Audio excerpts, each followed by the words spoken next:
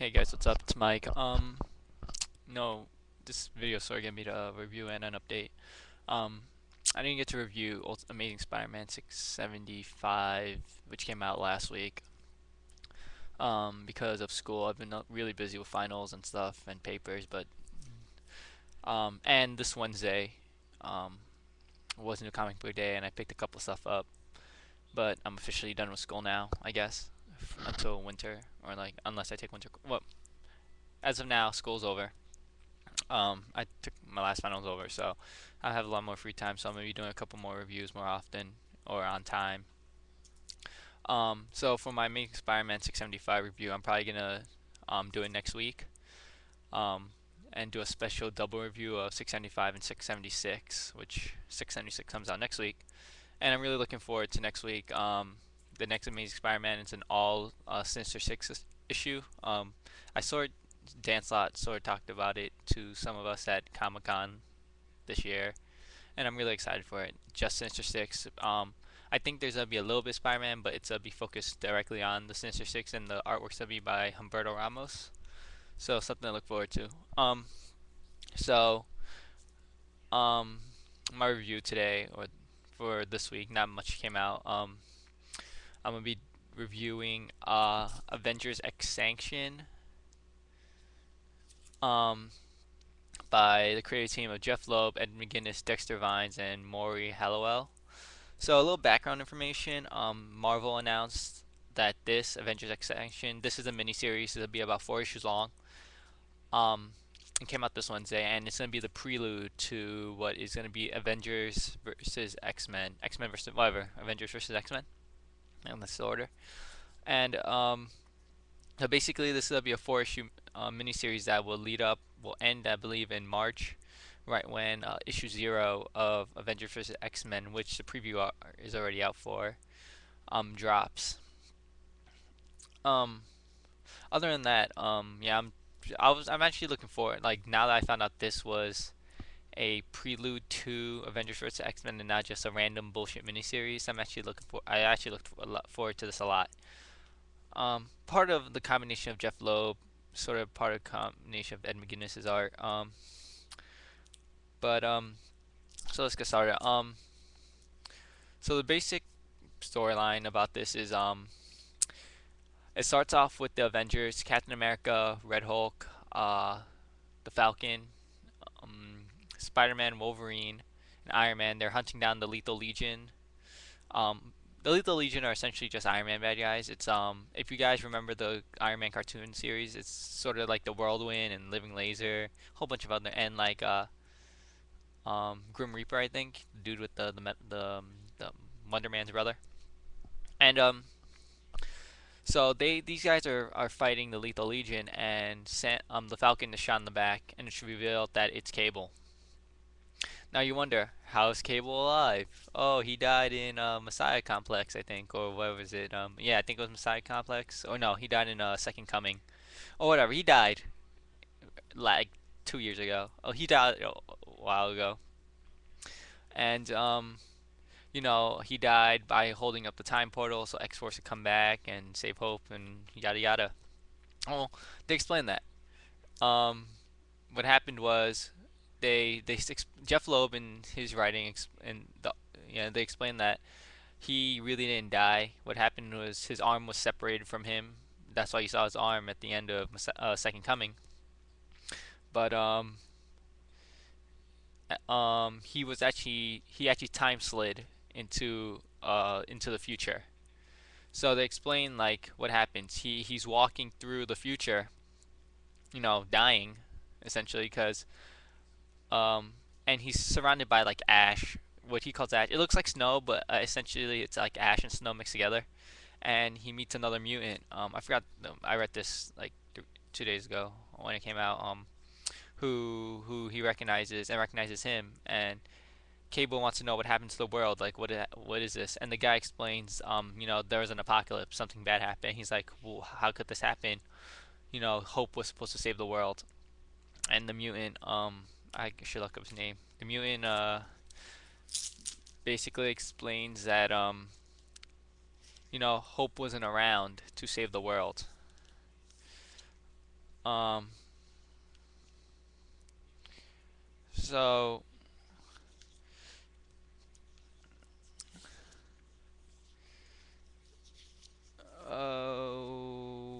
where is it?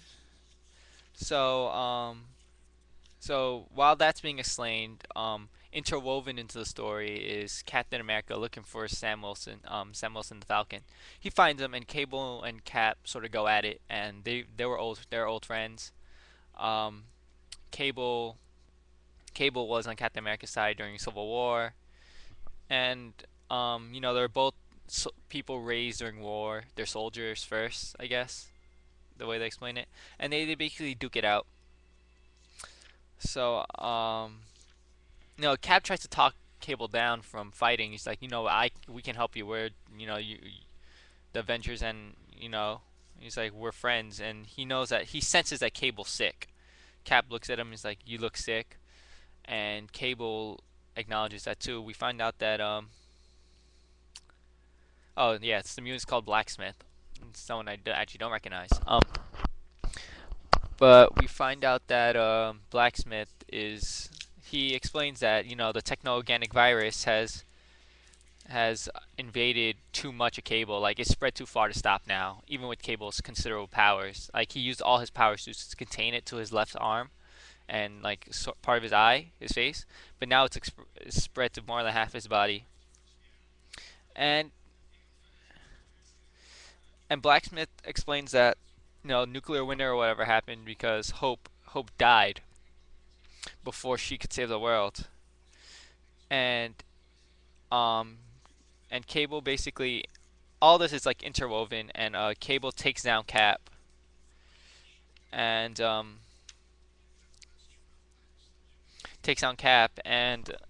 it's explained who kills Hope, and like Cable's going crazy wanting to know who killed his daughter, who changed like his life. And Blacksmith explains, he's like, you already know them, the Avengers. And now Cable in the present time, or yeah, he captures Cap and puts him in a chair, and his plan is to take down all the Avengers to protect Hope, and that's where the issue ends. And that's like X-Sanction issue 1 in a nutshell. So let's just go over things that I liked about it. Hold on 1 second. I like Jeph Loeb's writing at certain times. He's a great writer, but some of his stories fall flat for me a lot. For example, Ultimatum. He wrote Ultimatum, which was really bad. I didn't like it at all. I'm not gonna say bad. It just wasn't for me. He really just like teabagged the Marvel universe, the Ultimate Universe, with Ultimatum. I think he did Ultimates 3, which was like before. Yeah, Ultimates 3. Mark Miller did Ultimates 1 and 2. Ultimates 3, Who Killed the Scarlet Witch. That was also Jeph Loeb. It was alright. It wasn't that good. What else was not like iffy Jeph Loeb writing? He did Ultimate X with, I believe, Frank Cho, or it might have been Frank Cho. I forgot who did it. He did Ultimate X, which got delayed a lot and was just like supposed to be like an ongoing, but got turned into a mini series because of the reboot and the Ultimate Universe reboot. I'm just like whatever. So he's been faced a lot of delays and stuff. It's understandable. He's not only a writer, he's head of Marvel's television department, so he has to deal with a lot of that stuff.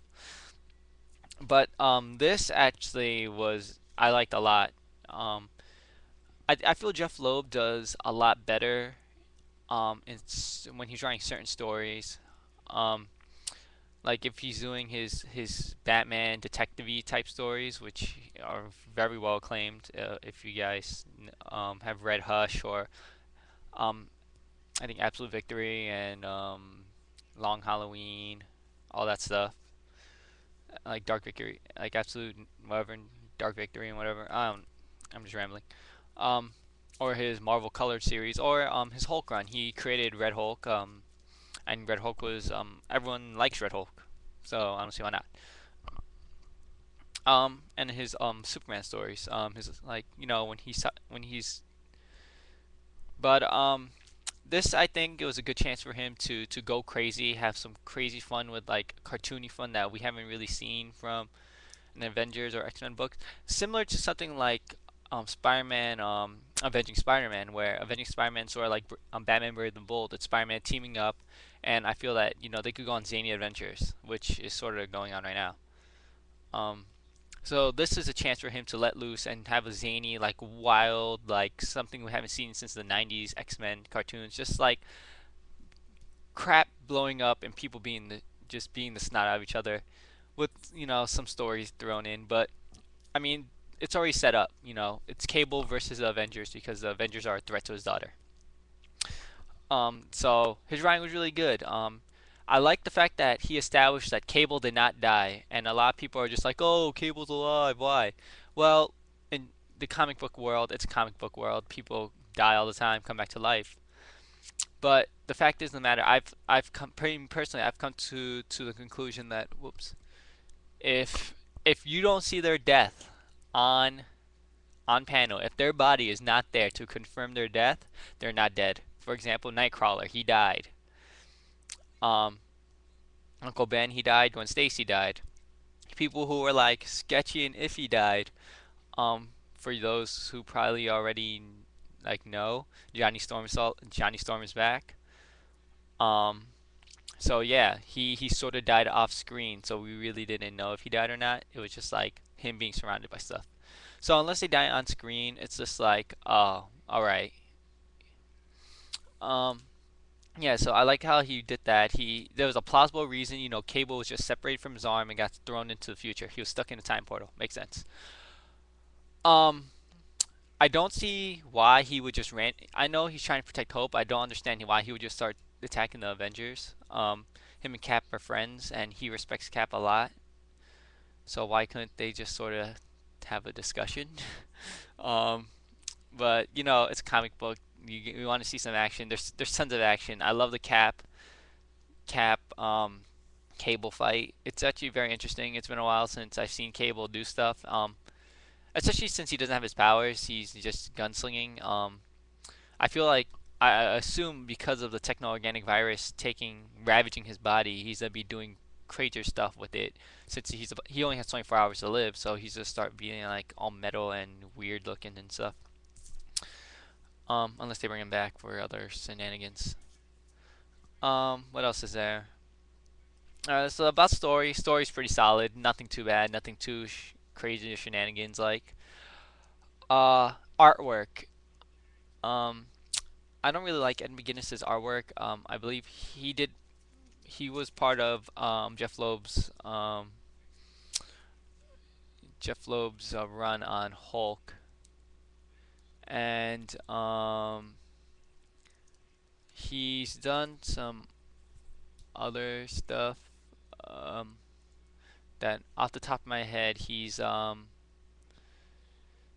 Superman, Batman stuff. I remember he's done Deadpool. Oh, he was part of the Fallen Sun Captain America.